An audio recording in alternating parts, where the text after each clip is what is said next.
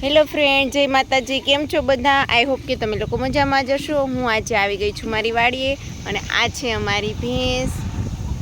Mummy જો ભેંસ દોઈ રહ્યા છે. શું કરો છો મમ્મી? ભેંસ દો. ચાલો, કોઈને શીખવું હોય તો આવી જાઓ, મમ્મી ભેંસ દોતા શીખવાડશે.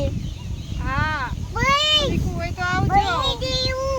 અને આ છે અમારી પાડી નાની નાની. આ છે અમારી કીચું. કીશું હાય કરો બેટા. હાય કરો દીકુ. ક્રિશા ભેંસ એને બહુ જ મજા આવે છે. અમે ગામડે આવ્યા છે ને તો ભેંસ જોવાની. તો મમ્મા સામે